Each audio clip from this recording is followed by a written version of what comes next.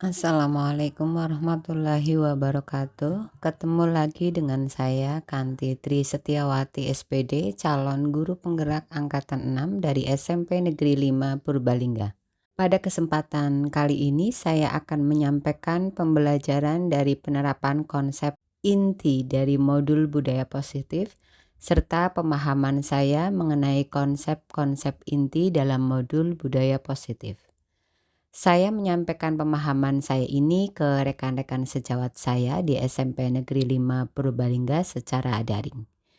Dan inilah penyampaian saya. Selamat menyimak.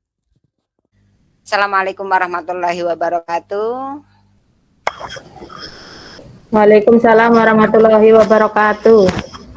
Selamat malam Bapak dan Ibu yang saya cintai, saya banggakan. Puji syukur kehadirat Allah Subhanahu wa taala karena pada malam hari ini kita bisa virtual untuk saya menyampaikan materi modul 1.4 tentang budaya positif. Dan sebelumnya terima kasih kepada Bapak Ibu yang sudah masuk ke room saya. Mudah-mudahan nanti apa yang saya sampaikan bisa bermanfaat untuk kita semua dan mudah-mudahan apa yang Bapak Ibu lakukan sekarang ini bisa menjadi amalan, bisa menjadi ilmu bagi kita semua. Salawat salam senantiasa terlimpah kepada Nabi Muhammad Shallallahu Alaihi Wasallam. Mudah-mudahan kita diberi rahmat oleh Nabi Muhammad, mendapat syafaat oleh Nabi Muhammad di yaumil akhir. Baik Bapak Ibu, ini adalah materi yang harus saya sampaikan berkaitan dengan calon guru penggerak coaching, di mana paling tidak ada 10 teman sejawat yang ikut bergabung di dalam webinar ini. Perlu diketahui Bapak Ibu bahwa webinar ini, materi ini boleh disampaikan secara daring, boleh disampaikan secara luring. Karena Bapak Ibu itu kemarin banyak yang menghendaki daring, maka saya pun mengikuti apa yang Bapak Ibu kehendaki dan tidak mengapa. Baik Bapak Ibu, saya izin share screen nggih untuk materi pada kali ini.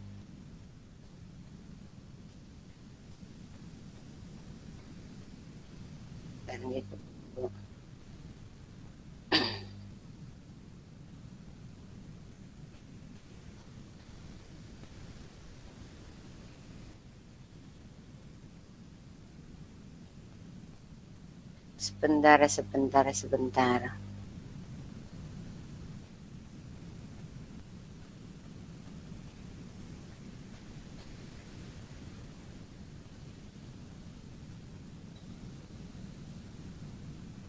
Kok macet ini?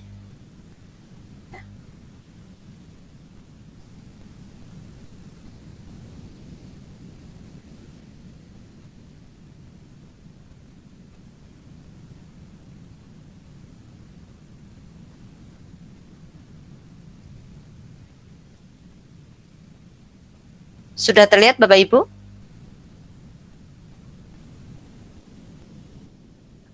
Belum, sebentar. Sedang dalam proses. Oke. Ya sudah.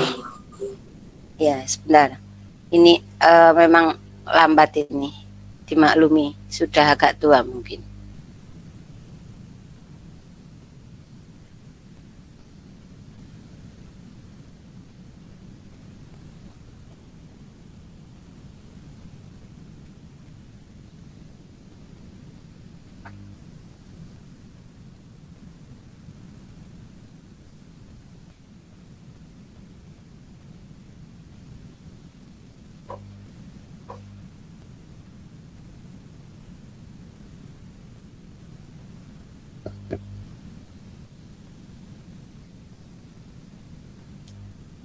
Sudah terlihat nih Bapak Ibu proses?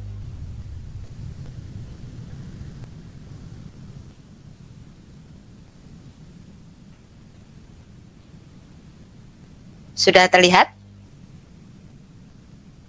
Halo? Folder baru folder. Loh, di sini sudah? Coba Mungkin nanti. masih loading. Hanya folder, Bu. Hanya folder. Coba nanti masih loading mungkin. Tuh. Iya.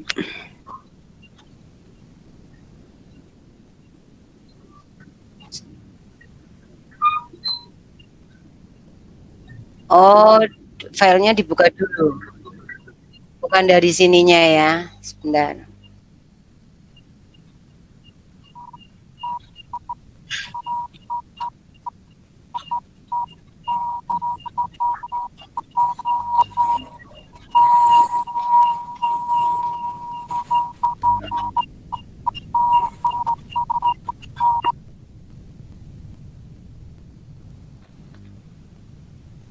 Coba. Saya ulangi ya.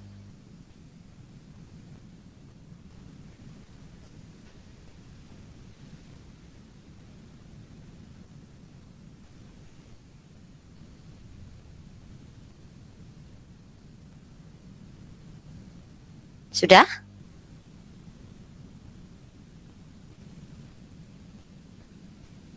Halo? Sudah ya? Oh ya benar. Iya.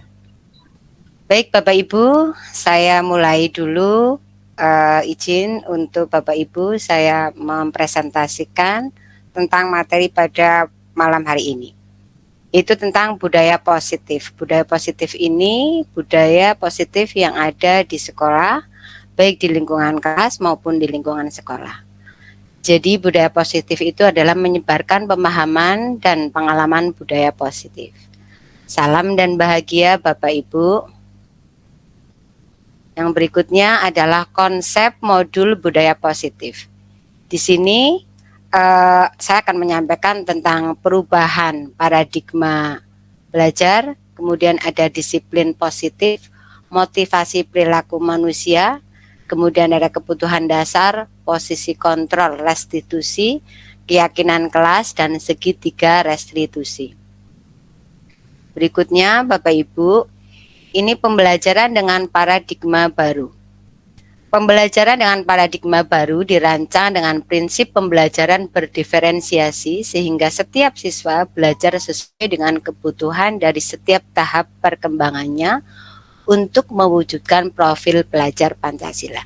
Seperti sudah kita ketahui bersama bahwa profil pelajar Pancasila itu terdiri dari beriman dan bertakwa kepada Tuhan Yang Maha Esa dan berakhlak mulia, kemudian kebinekaan global, kemudian bergotong royong, kreatif, bernalar kritis, dan juga mandiri. Yang berikutnya Bapak Ibu, ini tentang disiplin positif. Dalam budaya kita, makna kata disiplin menjadi sesuatu yang dilakukan seseorang pada orang lain untuk mendapatkan kepatuhan. Kita cenderung menghubungkan kata disiplin dengan ketidaknyamanan. Biasanya kalau sudah disiplin, mesti untuk anak-anak terutama itu merasa ada ketidaknyamanan, ada keterpaksaan. Kemudian sebagai pendidik, tujuan kita adalah menciptakan murid yang memiliki disiplin memiliki disiplin diri sehingga mereka bisa berperilaku dengan mengacu pada nilai-nilai kebajikan universal dan memiliki motivasi intrinsik dan ekstrinsik. Artinya bahwa kedisiplinan itu harus didasari atau disadari oleh diri sendiri, dari intrinsik bukan dari ekstrinsik. Kemudian disiplin yang positif. Disiplin yang positif ini merupakan salah satu cara penerapan disiplin yang bertujuan untuk menumbuhkan kesadaran serta memperdayakan murid untuk melakukan sesuatu tanpa sokokan, ancaman, dan hukuman. Berikutnya, Bapak Ibu, sekarang kebutuhan dasar manusia. Kebutuhan dasar manusia itu ada 5, ada bertahan hidup, kemudian ada kasih sayang dan rasa diterima, kemudian ada penguasaan, kemudian ada kebebasan, dan ada kesenangan. Kemudian motivasi perilaku manusia. Motivasi dari perilaku manusia atau dari murid terutama ini adalah yang pertama menghindari ketidaknyamanan dan hukuman. Murid biasanya melakukan disiplin diri karena ia takut dihukum. Ini merupakan motivasi ekstrinsik. Salah satu contoh misalnya kita menggunakan dasi, tidak menggunakan dasi, itu lebih pada anak itu karena takut hukuman, bukan kesadaran dari diri sendiri, bukan intrinsik tapi ekstrinsik. Kemudian mendapatkan imbalan atau penghargaan dari orang lain. Murid melakukan disiplin diri karena ia ingin mendapatkan imbalan. Ini juga merupakan motivasi ekstrinsik. Jadi biasanya murid itu melakukan sesuatu itu juga karena ada imbalan, selain dari tadi menghindari hukuman. Yang berikutnya adalah menghargai. Nah, ini taraf anak-anak kita, murid-murid kita masih dalam yang ini, masih dalam menghindari hukuman dan mendapatkan imbalan atau penghargaan dari orang lain. Kemudian yang ketiga, menghargai nilai-nilai kebajikan diri sendiri. Murid melakukan disiplin diri karena sadar akan nilai kebajikan dirinya, dan ini merupakan motivasi intrinsik.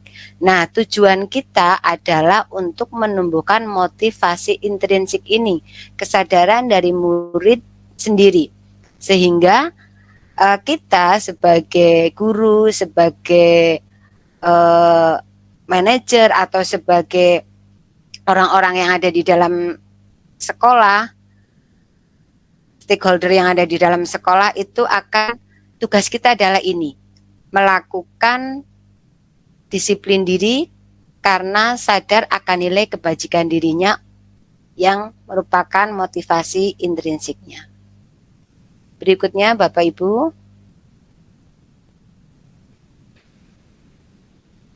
Nah, ini konsep disiplin dengan identitas gagal. Mohon maaf, ini sebenarnya banyak sekali materinya, hanya saya mengambil yang perlu-perlu saja. Kalau semuanya kemarin saya lihat ada sekitar 153 lembar apa ya. Jadi saya agak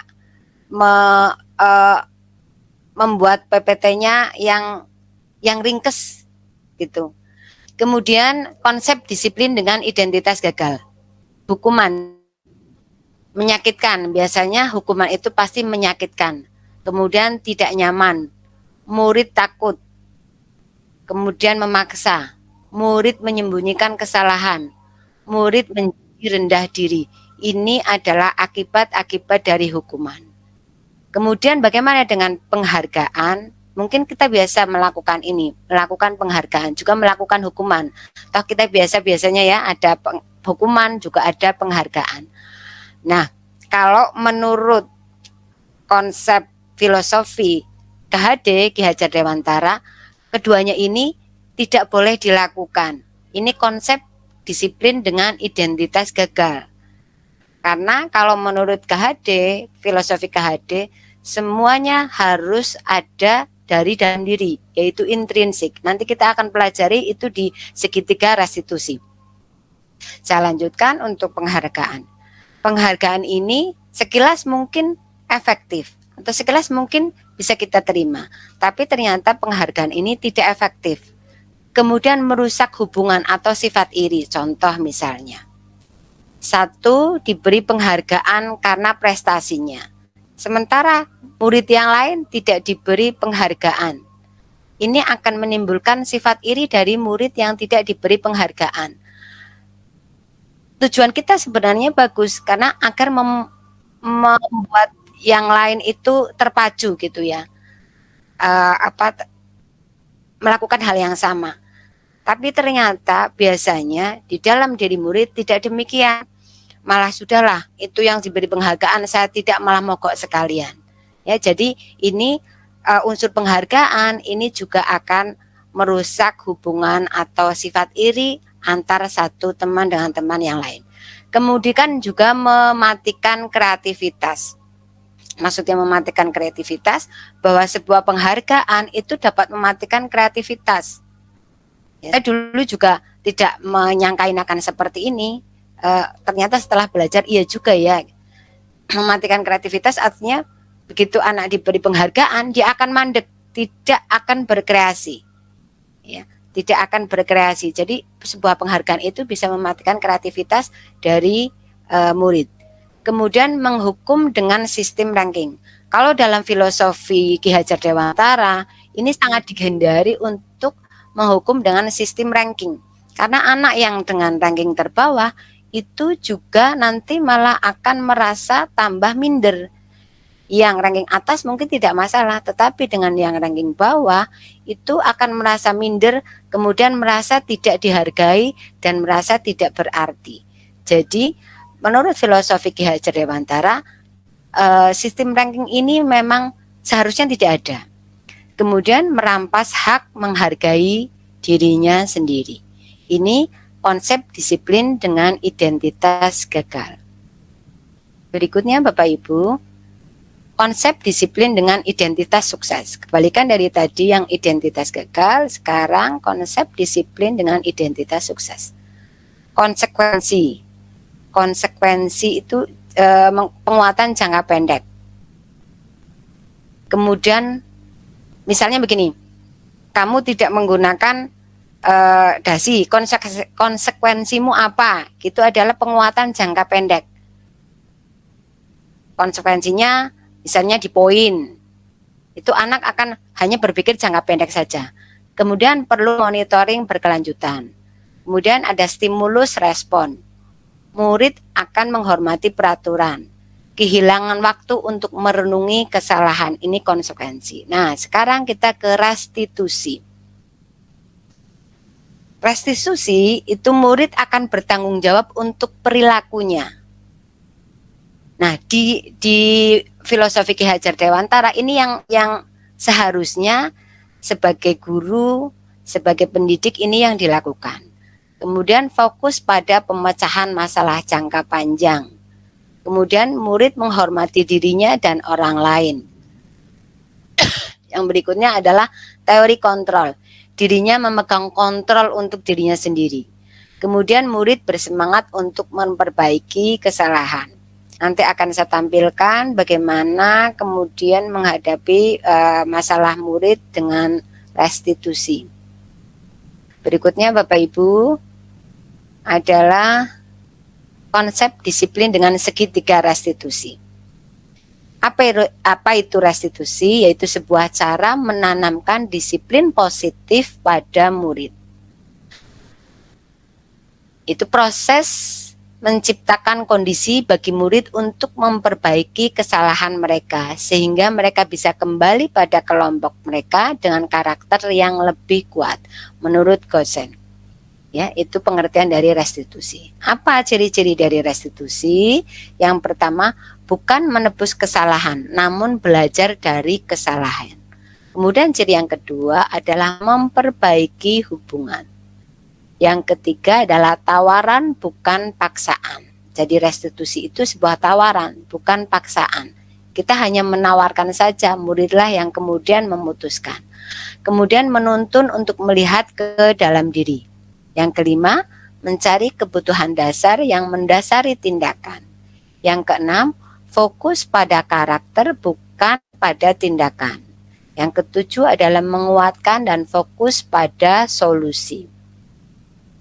Berikutnya Bapak Ibu adalah perbedaan. Ini contoh kasus murid sering tidak mengerjakan PR. Biasanya dalam hukuman, guru menghukum murid tersebut hormat bendera selama 10 menit. Ini bisa saja terjadi atau memutar-mutar, mengelilingi lapangan. Biasanya begitu. Ada yang seperti itu. Guru marah dan murid menjadi takut. Sekarang konsekuensi.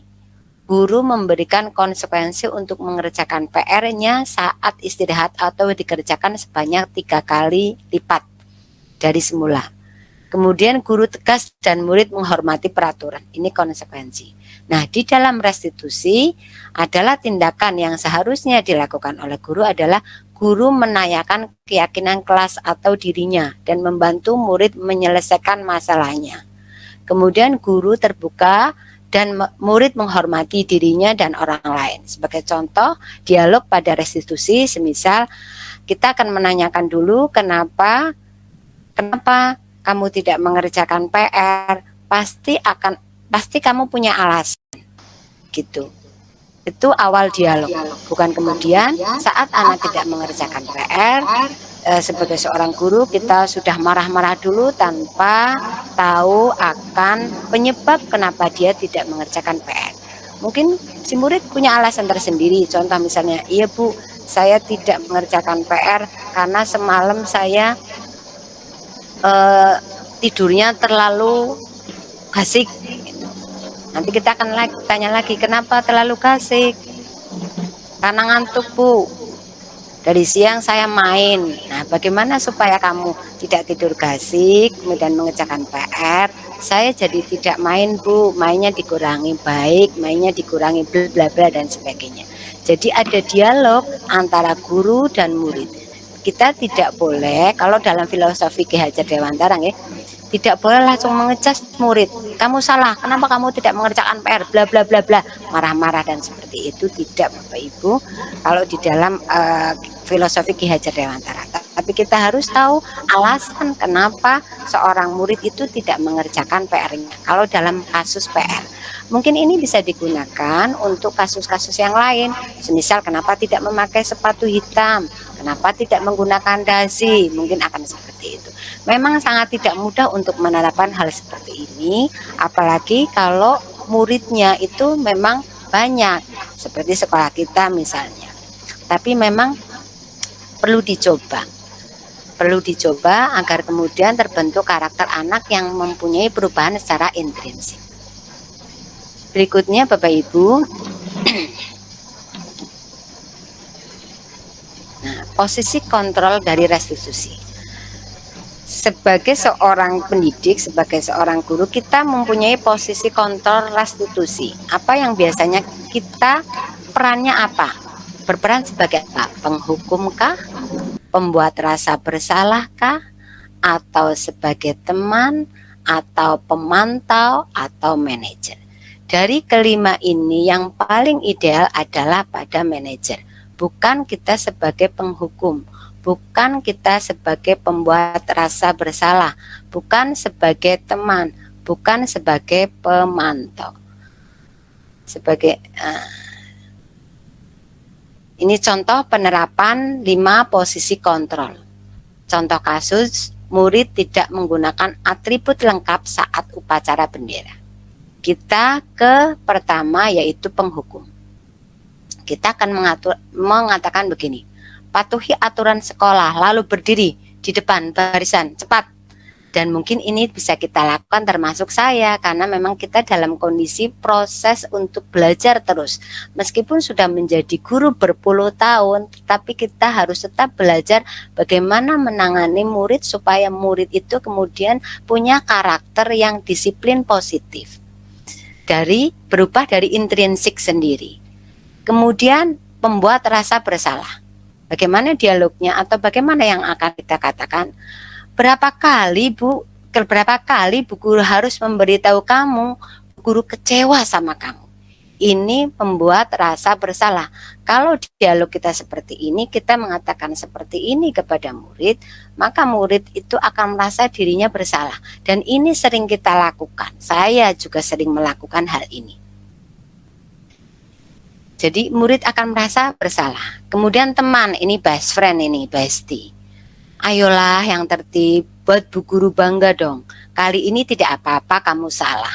Nah, ini berbuat seperti teman. Ini juga jangan dilakukan. Karena kalau seperti ini biasanya akan mengulangi kesalahan yang sama. Ah, nggak apa-apa, Bu Guru itu kan baik.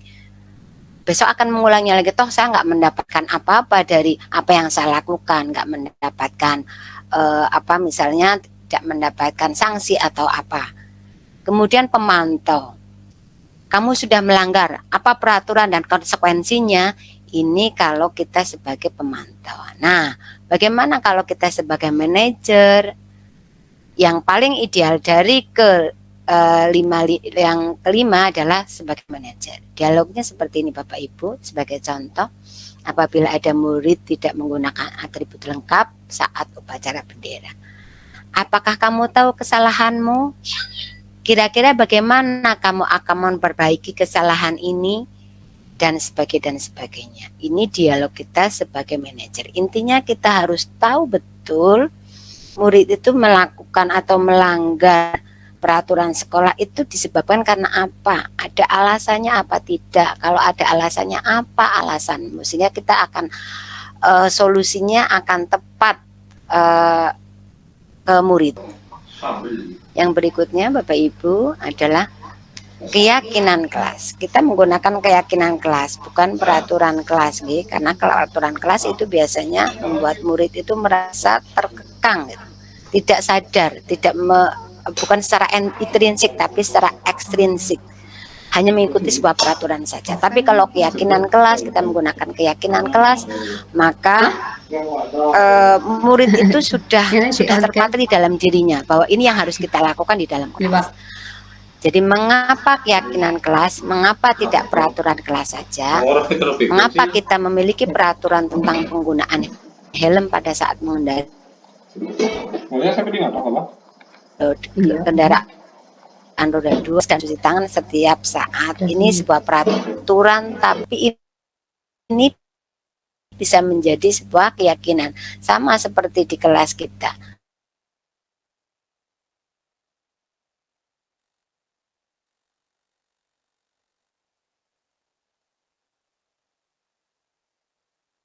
Peraturan yang kemudian akan menjadi sebuah keyakinan.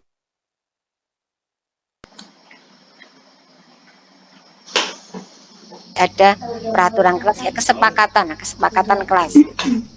Kesepakatan kelas sehingga anak-anak meyakini kesepakatan itu.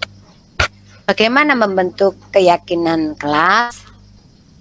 Ini keyakinan kelas lebih abstrak dari peraturan. Dibuat dalam bentuk positif. Kemudian sesuai dengan kondisi kelas dan sekolah agar mudah diterapkan. Kalimat pendek agar mudah diingat, universal, dan melibatkan semua warga sekolah. Ini untuk membentuk keyakinan kelas. Nah, sekarang kita ke segitiga restitusi. Ini Bapak Ibu tadi, segitiga restitusi itu kita akan memvalidasi tindakan yang salah. Kemudian yang pertama kita menstabilkan identitas. Kemudian validasi tindakan yang salah. Dan kemudian yang berikutnya menanyakan keyakinan. Contoh kalimat pada menstabilkan identitas. Itu setiap orang pasti pernah melakukan kesalahan. Kita menanyakan itu dulu Bapak Ibu ke siswa-siswa murid-murid kita. Kemudian kamu bukan satu-satunya yang pernah melakukan ini. Kemudian validasi tindakan yang salah. Kamu tentu punya alasan mengapa melakukan hal ini. Adakah cara yang lebih efektif untuk mendapatkan apa yang kamu butuhkan? Kemudian baru kita masuk pada keyakinan kelas. Keyakinan kelas apa yang telah kita sepakati? Kamu ingin menjadi orang seperti apa? Ini kalimat-kalimatnya. Nanti mungkin akan lebih jelas di video-video yang akan kita lihat. Contohnya adalah ini. Kecil nih Bapak Ibu. Ini adalah contoh dialog atau dialog antara seorang guru dan siswa dalam menerapkan segitiga restitusi. Ya, ini kasus 1. Ada 2 kasus yang saya contohkan pada kasus 1. Siang itu ketika Bu Kanti sedang mengoreksi tugas murid-murid di ruang guru, tiba-tiba Adin masuk setengah berlari dengan mimik muka seperti menahan marah. Di belakangnya Revina berjalan perlahan. Mereka adalah murid kelas 7F. Adin, "Assalamualaikum Bu." Ini dengan nada keras. Bu Kanti, "Waalaikumsalam." "Ada apa, Adin? Kok kamu seperti orang marah begitu? Ayo, kalian duduk." Kemudian mereka pun duduk. Bu Kanti meneruskan, "Adin, kamu pasti punya alasan kenapa marah seperti itu." Adin menjawab, "Iya Bu, saya kesal sekali. Revina memfitnah saya. Tadi dia di kelas mengatakan ke teman-teman katanya saya mengambil makanan di kantin tanpa bayar. Padahal kan saya bayar Bu. Saya jadi malu sekali Bu." Kemudian Revina, "Tidak Bu, saya hanya apa?" Mimik muka Adin masih marah, menahan marah karena ini sudah marah dulu di kelas. Mereka berdua sudah bertengkar dulu di kelas. "Betul kamu melakukan itu, Revina?" "Betul Bu, tapi saya hanya ingin bercanda." Oke. Lalu apa yang kamu tadi lakukan ke Revina, Din?" "Saya maki-maki dia Bu, habisnya kesal sih." Untung.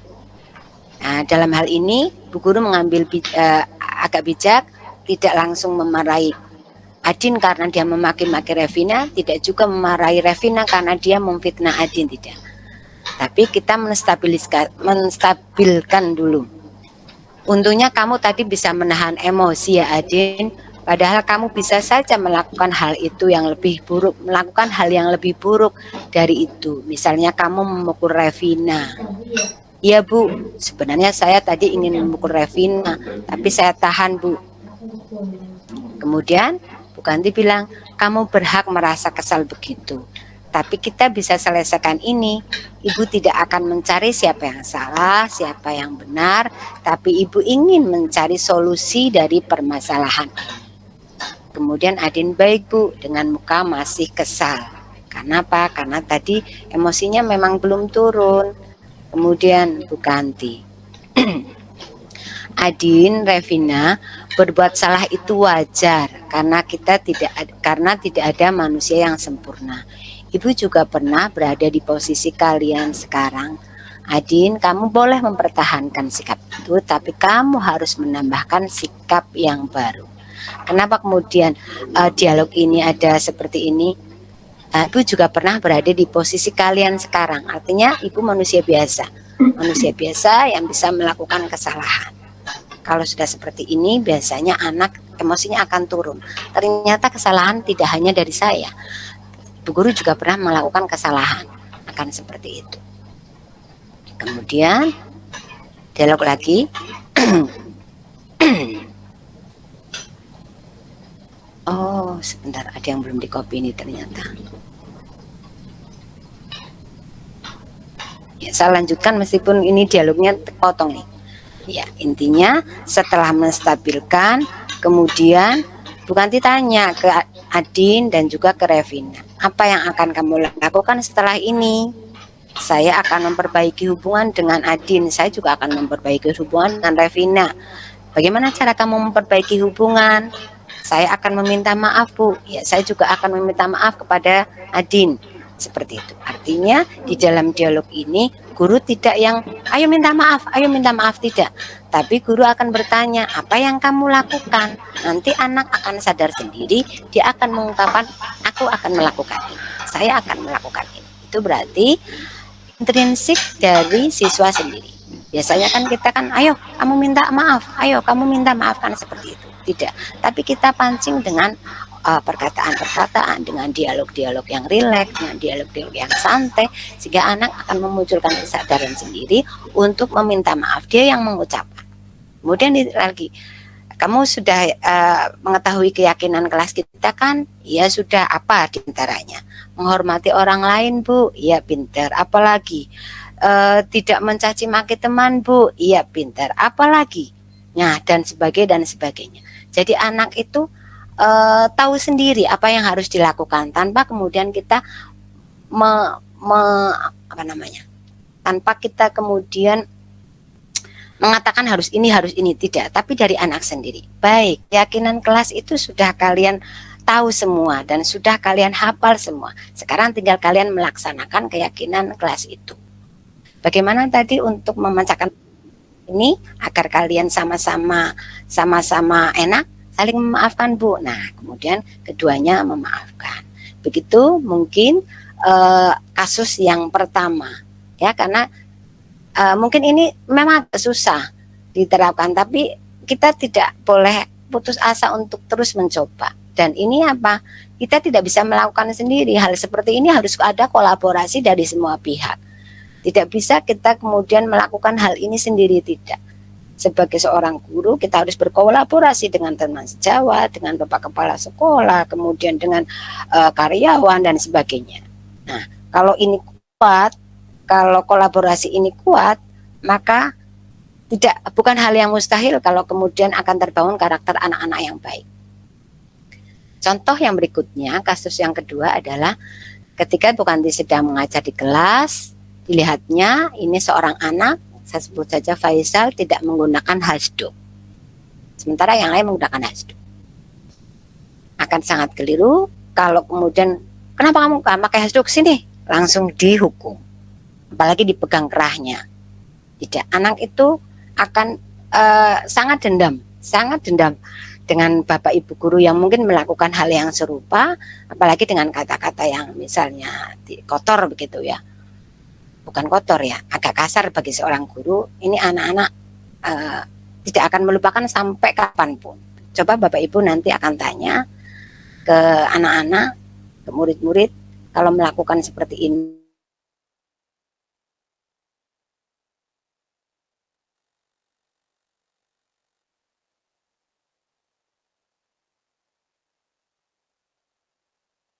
Kenapa kemudian Pak Ibu guru minta maju sebentar? Karena apa, dialog dengan Faisal itu memang seharusnya idealnya tidak di forum, di banyak teman. Karena seorang murid itu kalau kemudian dipermalukan di banyak teman, itu tidak akan menjadikan dia itu seorang yang mungkin mentaati peraturan, disiplin, tapi itu karena terpaksa. Jadi kalau menurut filosofi Ki Hajar Dewantara, kita itu menuntun, kita menjadi among yang tidak boleh sesekali mempermalukan siswa di depan siswa-siswa yang lain. Sehingga apa? Saat hasduk saja kita harus meminta si Faisal ini yang tidak memakai hasduk untuk maju, agar dialog antara Bapak Ibu guru, antara guru dengan Faisal itu kemudian tidak menyebar kemana-mana. Contoh nih, Faisal, boleh Ibu minta kamu maju sebentar? Baik, Bu. Setelah Faisal dekat, kita tanya, kenapa kamu tidak menggunakan hasduk? Kamu pasti punya alasan untuk itu. Iya, Bu, maaf, saya tadi bangun kesiangan, terburu-buru, jadi hasduknya ketinggalan. Oh, begitu. Berbuat salah itu wajar, karena tidak ada manusia yang sempurna. Bu Guru juga pernah melakukan itu. Kalimat yang ini, itu kalau di dalam segitiga restitusi harus ada. Agar apa? Anak itu tahu bahwa kesalahan itu tidak hanya dia yang melakukan, tapi Bu Guru, Pak Guru yang mungkin di mata anak-anak sempurna pun melakukan hal yang sama. Kalau ada dialog seperti ini, biasanya anak kemudian akan mencurahkan isi hatinya, persoalannya dan sebagainya. Iya, Bu, tapi kita bisa menyelesaikan ini. Kamu masih ingatkan keyakinan kelas kita? Ingat, Bu, bahwa berpakaian harus rapi dan juga sesuai aturan. Baik, apakah kamu bersedia untuk memperbaiki hal ini? Bersedia, Bu. Bagaimana caranya? Saya akan menyetel alarm, Bu, agar bangun tidak kesiangan. Jadi saya bisa menyiapkan pakaian dengan lebih lengkap. Oke, Bu Guru ingin tanya ke kamu. Kamu ingin menjadi murid seperti apa setelah ini, Faisal? Saya ingin menjadi murid yang disiplin dan pintar, Bu. Ini bagian dari segitiga restitusi untuk menanyakan keyakinan. Bagus. Bu Guru yakin kamu akan bisa mewujudkannya. Silahkan kamu duduk kembali. Kalau mungkin kita melakukan seperti ini tanpa banyak teman yang mengerti, begitu, Faisal pertama tidak akan malu karena dipermalukan oleh bu gurunya sendiri. Kemudian kita sangat mempercayai anak itu akan berhasil. Kalau dalam filosofi KHD, kita harus yakin sekali bahwa semua murid itu nantinya akan berhasil, akan menjadi orang dalam tanda kutip. Tidak akan ada murid yang gagal. Kalau keyakinan ini sudah kita tanam, maka semangat untuk mendidik, semangat untuk menularkan ilmu itu kita akan ada gitu. Tapi kalau sudah pasti ke bocah nus gagal bener gigi. Nah, itu tidak akan, semangat kita akan turun. Bukan hal yang mudah memang, tapi memang kita harus mencobanya. Baik Bapak Ibu, yang berikutnya. Tadi dari dialog-dialog tadi, dari yang saya paparkan tadi, kasus tadi, yang menstabilkan identitas itu yang mana? Contoh, Guru, Faisal, boleh Ibu minta kamu maju sebentar? Baik Bu. Faisal, kenapa kamu tidak menggunakan hasduk? Pasti kamu punya alasan untuk itu.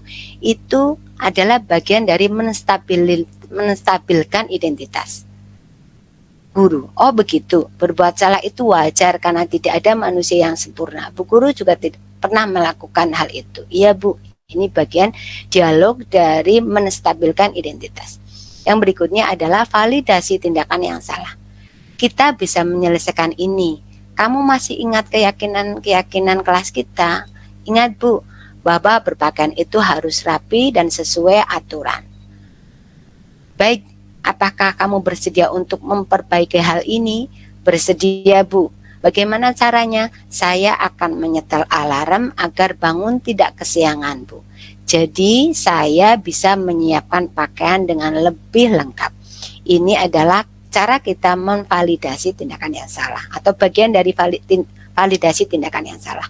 Kemudian menanyakan keyakinan. Oke, Bu Guru ingin tanya ke kamu. Kamu ingin menjadi murid seperti apa? Saya ingin menjadi murid yang disiplin dan pintar Bu. Bagus, Bu Guru yakin kamu bisa mewujudkannya. Silakan kamu kembali ke bangkumu. Ini cara untuk menanyakan keyakinan dari tindakan restitusi. Baik Bapak Ibu, kita lihat video kasus dengan solusi segitiga restitusi. Ini videonya saya ambil lagi dari file lain ya Bapak Ibu, tidak di sini karena kemarin itu mengupload ke sini lama sekali.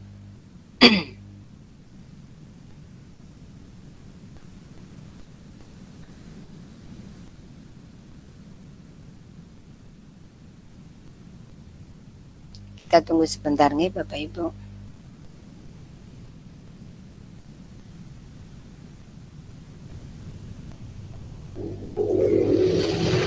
Sudah terlihat Bapak Ibu?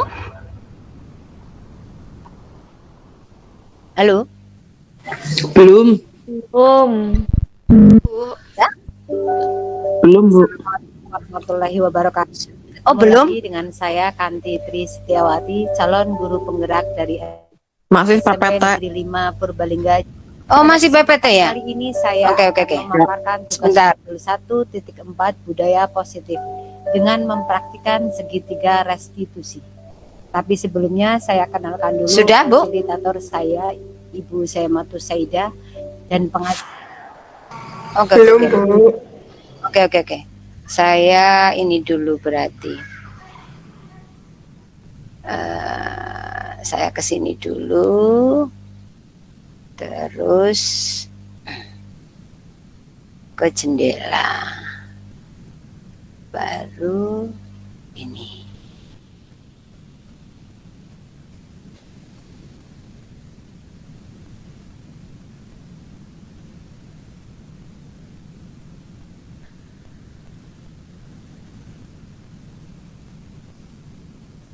Bentar, Bapak Ibu.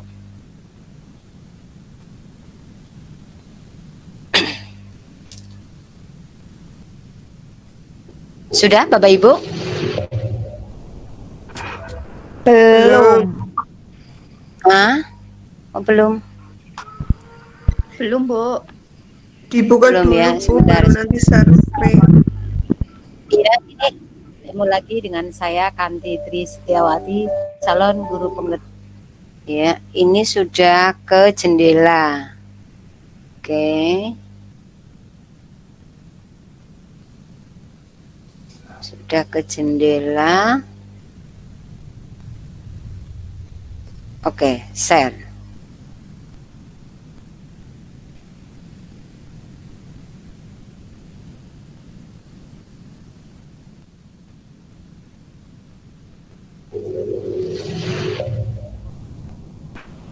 Sudah? Halo Bapak Ibu? Belum. Assalamualaikum warahmatullahi wabarakatuh. Sebentar. Butuh aqua mungkin Bu Kanti. Suaranya Saya kedengeran tapi gambarnya enggak. Oh, suaranya kedengeran. Tapi gambarnya Iya, enggak ya? suara. Coba ya lagi ya. Coba sabar Bapak Ibu. Ini harus.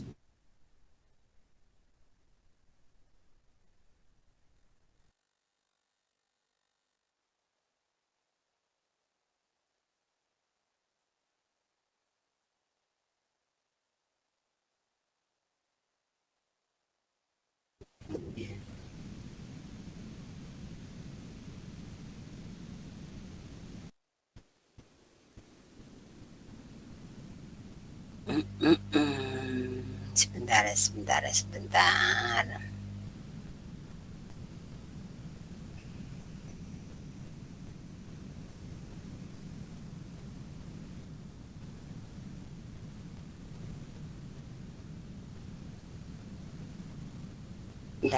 Saya ulangi dulu.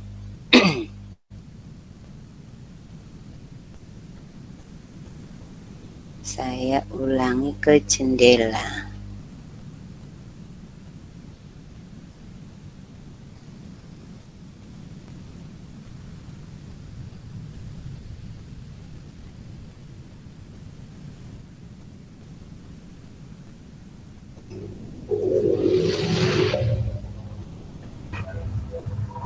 Sudah belum Bapak Ibu?